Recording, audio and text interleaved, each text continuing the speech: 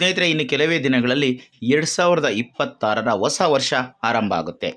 ಈ ಹೊಸ ವರ್ಷ ಹೊಸ ಮನೆ, ವಾಹನ, ಚಿನ್ನಾಭರಣ, ದುಬಾರಿ ವಸ್ತುಗಳ ಖರೀದಿಯನ್ನು ಮಾಡಬೇಕು ಅನ್ನೋ ಆಸೆಯನ್ನು ಕೂಡ ತರುತ್ತೆ. ಆಸೆ ಎಲ್ರಿಗೂ ಕೂಡ ಇದ್ದೇ ಇರುತ್ತೆ. ಆದರೆ ಇದಕ್ಕೆ ಹಣ ಮಾತ್ರ ಇದ್ದರೆ ಸಾಲದು, ಅದೃಷ್ಟ ಕೂಡ ನಿಮ್ಮ ಪರವಾಗಿ ಇರಬೇಕಾಗುತ್ತೆ. ಅಲ್ಲದೆ ಗ್ರಹಗಳ ಸ್ಥಾನ ಕೂಡ ತುಂಬ ಅನುಕೂಲಕರವಾದಂತಹ ಸ್ಥಿತಿಯಲ್ಲಿ ಇರಬೇಕಾಗುತ್ತೆ. ಜೊತೆಗೆ ಮನೆ ಇನ್ನಿತರ ವಸ್ತುಗಳ ಖರೀದಿಯನ್ನು ಮಾಡಲು ಯಾವುದೇ ಗ್ರಹ ದೋಷಗಳು ಕೂಡ ಇರಬಾರ್ದು. ಆಗ ಮಾತ್ರ ನಿಮ್ಮ ಆಸೆಗಳು ಯಾವುದೇ ರೀತಿಯ ಅಡೆತಡೆ ಇಲ್ಲದೆ ಈಡೇರ್ತವೆ. ಹಾಗಾದರೆ ಈ 2026ರಲ್ಲಿ ಕನ್ಯಾ ರಾಶಿಯವರ ಬಾಳಿನಲ್ಲಿ ಯಾವೆಲ್ಲ ಹೊಸ ಬದಲಾವಣೆಗಳು ಬರ್ತವೆ, ಕನ್ಯಾ ರಾಶಿಯವರ ವೃತ್ತಿಗೆ ಸಂಬಂಧಪಟ್ಟಂತೆ ಮತ್ತು ಆರ್ಥಿಕ ಹಣಕಾಸಿನ ವಿಷಯಕ್ಕೆ ಸಂಬಂಧಪಟ್ಟಂತೆ ಭವಿಷ್ಯ ಯಾವ ರೀತಿ ಇರುತ್ತೆ ಅನ್ನೋದನ್ನು ಇವತ್ತಿನ ವಿಡಿಯೋದಲ್ಲಿ ನೋಡ್ತಾ ಹೋಗೋಣ. ಹಾಗಾಗಿ ಈ ವಿಡಿಯೋನ ಎಲ್ಲೂ ಸ್ಕಿಪ್ ಮಾಡದೆ ಕೊನೆವರೆಗೂ ನೋಡಿ. ಹಾಗೆ ನೀವೇನಾದರೂ ನಮ್ಮ ಚಾನಲ್ಗೆ ಹೊಸಬರಾಗಿದ್ದರೆ ದಯವಿಟ್ಟು ಈ ಕೂಡಲೇ ಸಬ್ಸ್ಕ್ರೈಬ್ ಮಾಡ್ಕೊಳ್ಳಿ. ಸ್ನೇಹಿತರೆ, ಈ ಹೊಸ ವರ್ಷ ಕನ್ಯಾ ರಾಶಿಯವರಿಗೆ ಆರ್ಥಿಕ ಲಾಭ ಮತ್ತು ಬಲವನ್ನು ತುಂಬುತ್ತೆ. ಈ ಸಮಯದಲ್ಲಿ ವ್ಯವಹಾರ ವಿಸ್ತರಣೆಗೆ ಅನೇಕ ಹೊಸ ಅವಕಾಶಗಳು ಸಿಗುವ ಸಾಧ್ಯತೆ ಇದೆ. ಕಠಿಣ ಪರಿಶ್ರಮ, ಬುದ್ಧಿವಂತಿಕೆ ಮತ್ತು ಸಮಯೋಚಿತ ನಿರ್ಧಾರಗಳು ಈ ಹೊಸ ವರ್ಷ ನಿಮ್ಮನ್ನು ಉತ್ತಮ ಸಾಧನೆಗಳಿಗೆ ಕರೆದೊಯ್ಯುತ್ತದೆ. ಶನಿಯು ಸಾಂದರ್ಭಿಕವಾಗಿ ನಿಮ್ಮ ತಾಳ್ಮೆಯನ್ನು ಪರೀಕ್ಷೆ ಮಾಡ್ತಾನೆ, ಆದರೆ ಗುರುವಿನ ಆಶೀರ್ವಾದದಿಂದ ನೀವು ನಿಮ್ಮ ಕಠಿಣ ಪರಿಶ್ರಮದ ಪ್ರತಿಫಲವನ್ನು ಪಡೆಯುತ್ತೀರಿ. ಈ 2026ರ ಹೊಸ ವರ್ಷದಲ್ಲಿ ನಿಮ್ಮ ವೃತ್ತಿ ಜೀವನದಲ್ಲಿ ಅಭಿವೃದ್ಧಿ ಹೊಂದುವಂತಹ ಸಮಯ ನಿಮಗಾಗಿ ಕಾದಿರುತ್ತೆ. ಹಾಗಾದರೆ ಕನ್ಯಾ ರಾಶಿಯವರಿಗೆ ಹೊಸ ವರ್ಷದಲ್ಲಿ ಯಾವ ತಿಂಗಳು ಶುಭವಾಗಿರುತ್ತೆ, ಯಾವ ತಿಂಗಳಲ್ಲಿ ಆರ್ಥಿಕ ಪರಿಸ್ಥಿತಿ ಉತ್ತಮವಾಗಿರುತ್ತೆ, ಅಂದರೆ ವರ್ಷದ ಪ್ರಥಮಾರ್ಧ ಮತ್ತು ಮಧ್ಯದಲ್ಲಿ ಮತ್ತು ವರ್ಷದ ಅಂತ್ಯದಲ್ಲಿ ಯಾವ ಯಾವ ರೀತಿಯಲ್ಲಿ ಇರುತ್ತೆ ಅನ್ನೋದನ್ನು ಒಂದೊಂದಾಗಿ ನೋಡ್ತಾ ಹೋಗೋಣ. ಮೊದಲಿಗೆ ನಾವು ವರ್ಷದ ಆರಂಭದ ದಿನಗಳಲ್ಲಿ ಕನ್ಯಾ ರಾಶಿಯವರ ಆರ್ಥಿಕ ಜಾತಕ, ಆರ್ಥಿಕ ಜೀವನ ಅಥವಾ ಆರ್ಥಿಕ ಭವಿಷ್ಯ ಯಾವ ರೀತಿ ಇರುತ್ತೆ ಅಂತ ನೋಡೋಣ. 2026ರ ಹೊಸ ವರ್ಷದ ಆರಂಭ ಕನ್ಯಾ ರಾಶಿಯವರಿಗೆ ತುಂಬ ಮಂಗಳಕರವಾಗಿರುತ್ತದೆ. ನಿಮ್ಮ ಆರ್ಥಿಕ ಜೀವನ ಸುಧಾರಿಸುವಂತಹ ಸಮಯವಾಗಿರುತ್ತೆ. ನಿಮ್ಮ ನೆಟ್ವರ್ಕು ವಿಸ್ತರಣೆಯಾಗೋದಕ್ಕೆ ಇದು ಸುಸಂದರ್ಭ. ಇದು ನಿಮಗೆ ವಿದೇಶಿ ಒಪ್ಪಂದಗಳು ಮತ್ತು ವಿದೇಶಿ ಪ್ರಯಾಣಕ್ಕೆ ಅವಕಾಶಗಳನ್ನು ಒದಗಿಸಿಕೊಡುತ್ತದೆ. ಅಲ್ಲದೆ ಇದು ನಿಮ್ಮ ವೃತ್ತಿಪರ ಬೆಳವಣಿಗೆಯನ್ನು ಸಹ ಹೆಚ್ಚಿಸುತ್ತದೆ. ವರ್ಷದ ಆರಂಭದಲ್ಲಿ ಗುರು ನಿಮ್ಮ ಜಾತಕದ 10ನೇ ಮನೆಯಲ್ಲಿ ಇರ್ತಾನೆ. ಗುರುವಿನ ಪ್ರಭಾವ ನಿಮ್ಮ ವೃತ್ತಿ ಮತ್ತು ಆದಾಯವನ್ನು ಹೆಚ್ಚಿಸುತ್ತೆ. ಈ ಪರಿಸ್ಥಿತಿ ಜೂನ್ ತಿಂಗಳವರೆಗೆ ಕೂಡ ಇದೇ ರೀತಿ ಇರುತ್ತೆ. ಬಡ್ತಿ ಮತ್ತು ಸಂಬಳದ ಹೆಚ್ಚಳಕ್ಕೆ ಅವಕಾಶಗಳು ಸಿಗ್ತವೆ. ನಿಮಗೆ ಬಡ್ತಿ ಮತ್ತು ಸಂಬಳ ಎರಡೂ ಕೂಡ ಹೆಚ್ಚಾಗುವ ಸಾಧ್ಯತೆ ಇದೆ.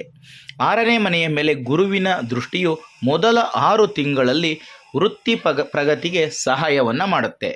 ವ್ಯವಸ್ಥಿತವಾದಂತಹ ಹೂಡಿಕೆ ಯೋಜನೆಯನ್ನು ನೀವು ಪ್ರಾರಂಭ ಮಾಡಬೇಕು ಅಂದ್ಕೊಂಡಿದ್ರೆ ಇದು ನಿಮಗೆ ತುಂಬ ಅತ್ಯುತ್ತಮವಾದಂತಹ ಸಮಯವಾಗಿರುತ್ತೆ. ಅಲ್ಲದೆ ಶುಕ್ರ ಗ್ರಹವು ಕೂಡ ಜಾತಕದಲ್ಲಿ ತುಂಬ ಅನುಕೂಲಕರವಾದಂತಹ ಸ್ಥಾನದಲ್ಲಿದೆ.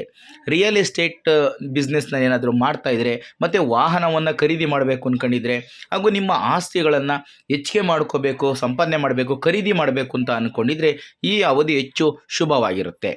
ಈ ಸಮಯವು ನಿಮ್ಮ ಭವಿಷ್ಯಕ್ಕಾಗಿ ಬಲವಾದ ಆರ್ಥಿಕ ಅಡಿಪಾಯವನ್ನು ನಿರ್ಮಿಸಲು ಅವಕಾಶವನ್ನು ಒದಗಿಸುತ್ತೆ.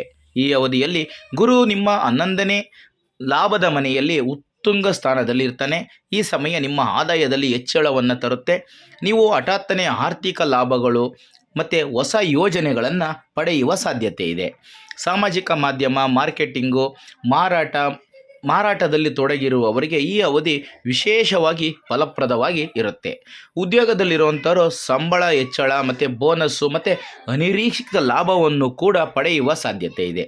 ಇನ್ನು ವರ್ಷದ ಮಧ್ಯಮಾರ್ಧದಲ್ಲಿ ಕನ್ಯಾ ರಾಶಿಯವರ ಆರ್ಥಿಕ ಭವಿಷ್ಯ ಯಾವ ರೀತಿ ಇರುತ್ತೆ ಅಂತ ನೋಡೋದಾದರೆ, ಕನ್ಯಾ ರಾಶಿಯವರಿಗೆ ವರ್ಷದ ಮಧ್ಯಮಾರ್ಧ ಭವಿಷ್ಯವನ್ನು ತುಂಬ ಬಲಗೊಳಿಸುತ್ತೆ. ವರ್ಷದ ಆರಂಭದಲ್ಲಿ ಮಾಡಿದ ಹೂಡಿಕೆಗಳು ಈ ಮಧ್ಯಮಾರ್ಧದಲ್ಲಿ ಫಲಿತಾಂಶಗಳನ್ನು ನೀಡಲು ಪ್ರಾರಂಭಿಸುತ್ತವೆ. ಈ ಸಮಯದಲ್ಲಿ ಅತಿಯಾದ ದುರಾಸೆ ಅಥವಾ ಅಪಾಯಕಾರಿ ಹೂಡಿಕೆಗಳನ್ನು ಮಾತ್ರ ತಪ್ಪಿಸಲೇಬೇಕು. ಇದು ಅನಿರೀಕ್ಷಿತ ನಷ್ಟಗಳಿಗೆ ಕಾರಣವಾಗುವ ಸಾಧ್ಯತೆ ಇದೆ. ವರ್ಷದ ಮಧ್ಯಮಾರ್ಧ ನಿಮಗೆ ಅನಿರೀಕ್ಷಿತ ಆರ್ಥಿಕ ಲಾಭಗಳು ಮತ್ತು ಹಲವಾರು ವ್ಯಾಪಾರ ಅವಕಾಶಗಳನ್ನು ತರುತ್ತದೆ. ಆದರೂ 12ನೇ ಮನೆಯಲ್ಲಿ ಗುರುವಿನ ಸ್ಥಾನವು ವಿದೇಶ ಪ್ರಯಾಣ, ಆರೋಗ್ಯ, ಕಾನೂನು ವಿಷಯಗಳು ಅಥವಾ ಶಿಕ್ಷಣದ ವೆಚ್ಚಗಳನ್ನು ಹೆಚ್ಚಿಸುವ ಸಾಧ್ಯತೆ ಇದೆ. ಈ ಸಮಯವು ನಿಮಗೆ ವಿದೇಶದಲ್ಲಿ ನೆಲೆಸಲು, ವಿದೇಶದಲ್ಲಿ ಉದ್ಯೋಗ ಪಡೆಯಲು ಅಥವಾ ಉನ್ನತ ಶಿಕ್ಷಣಕ್ಕಾಗಿ ವಿದೇಶಕ್ಕೆ ಹೋಗಲು ಅವಕಾಶಗಳನ್ನು ಒದಗಿಸುವ ಸಾಧ್ಯತೆ ಇದೆ. ನಿಮ್ಮ ವ್ಯವಹಾರವನ್ನು ಅಂತಾರಾಷ್ಟ್ರೀಯ ಮಟ್ಟದಲ್ಲಿ ವಿಸ್ತರಿಸಲು ಇದು ತುಂಬ ಅನುಕೂಲಕರವಾದಂತಹ ಸಮಯ. ಈ ಅವಧಿಯಲ್ಲಿ ನಿಮ್ಮ ಉಳಿತಾಯದ ಮೇಲೆ ಸ್ವಲ್ಪ ಪರಿಣಾಮ ಬೀರುವ ಸಾಧ್ಯತೆ ಇದೆ. ಆದ್ದರಿಂದ ಅನಗತ್ಯ ಖರ್ಚುಗಳನ್ನು ಮಾತ್ರ ತಪ್ಪಿಸಬೇಕು. ಇನ್ನು ವರ್ಷದ ಅಂತ್ಯ ಭಾಗದಲ್ಲಿ ಕನ್ಯಾ ರಾಶಿಯವರ ಆರ್ಥಿಕ ಭವಿಷ್ಯ ಯಾವ ರೀತಿ ಇರುತ್ತೆ ಅಂತ ನೋಡೋಣ. ಕನ್ಯಾ ರಾಶಿಯವರು ವರ್ಷದ ಅಂತ್ಯದಲ್ಲಿ ಕೊಂಚ ಜಾಗರೂಕತೆಯಿಂದ ಇರಬೇಕಾಗುತ್ತೆ. ಏಕೆಂದರೆ ಶನಿ ವರ್ಷವಿಡೀ ನಿಮ್ಮ 7ನೇ ಮನೆಯಲ್ಲಿಯೇ ಇರುತ್ತಾನೆ. ಆದ್ದರಿಂದ ವ್ಯವಹಾರಕ್ಕೆ ಸಂಬಂಧಿಸಿದ ನಿರ್ಧಾರಗಳನ್ನು ತೆಗೆದುಕೊಳ್ಳುವಾಗ ತುಂಬ ಜಾಗರೂಕತೆಯಿಂದ ಇರಬೇಕು. ನಿಮ್ಮ ಜಾತಕದ 6ನೇ ಮನೆಯಲ್ಲಿ ರಾಹುವಿನ ಉಪಸ್ಥಿತಿಯು ನಿಮ್ಮ ವೃತ್ತಿ ಜೀವನಕ್ಕೆ ಅತ್ಯಂತ ಸಕಾರಾತ್ಮಕವಾಗಿರುತ್ತೆ. ಇದು ನಿಮ್ಮ ಆದಾಯವನ್ನು ಕೂಡ ಹೆಚ್ಚಿಸುತ್ತೆ. ಇದು ನಿಮ್ಮ ಕಾರ್ಯಕ್ಷಮತೆಯನ್ನು ಸುಧಾರಿಸುತ್ತೆ. 12ನೇ ಮನೆಯಲ್ಲಿ ಕೇತುವಿನ ಪ್ರಭಾವವು ವರ್ಷವಿಡೀ ಆಧ್ಯಾತ್ಮಿಕ ಪ್ರಯಾಣ, ಧ್ಯಾನ ಮತ್ತು ದೀರ್ಘ ಪ್ರವಾಸಗಳಿಗೆ ವೆಚ್ಚವನ್ನು ಹೆಚ್ಚಿಸುತ್ತದೆ. ಆದ್ದರಿಂದ ಈ ಸಮಯದಲ್ಲಿ ಅಪಾಯಕಾರಿ ಆರ್ಥಿಕ ನಿರ್ಧಾರಗಳನ್ನು ತೆಗೆದುಕೊಳ್ಳುವುದನ್ನು ತಪ್ಪಿಸಬೇಕು.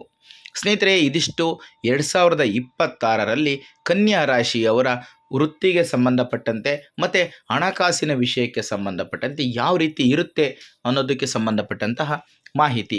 ಈ ಮಾಹಿತಿ ನಿಮಗೆ ಇಷ್ಟ ಆದರೆ ಈ ವಿಡಿಯೋಗೆ ಒಂದು ಲೈಕ್ ಕೊಡಿ. ಹಾಗೆ ವಿಡಿಯೋನ ಶೇರ್ ಮಾಡೋದನ್ನು ಯಾವುದೇ ಕಾರಣಕ್ಕೂ ಮರಿಬೇಡಿ. ಇಂಥದ್ದೇ ಮತ್ತಷ್ಟು ಮಾಹಿತಿಗಳಿಗಾಗಿ ನಮ್ಮ ಚಾನಲನ್ನು ಸಬ್ಸ್ಕ್ರೈಬ್ ಮಾಡಿಕೊಂಡು ಪ್ರತಿನಿತ್ಯ ನೋಡ್ತಾ ಇರಿ. ಮುಂದಿನ ವಿಡಿಯೋದಲ್ಲಿ ಮತ್ತೊಂದು ಹೊಸ ರಾಶಿ ಹೊಸ ವಿಷಯದೊಂದಿಗೆ ಸಿಗ್ತೀನಿ. ಎಲ್ರಿಗೂ ಕೂಡ ಒಳ್ಳೆಯದಾಗಲಿ. ಧನ್ಯವಾದಗಳು.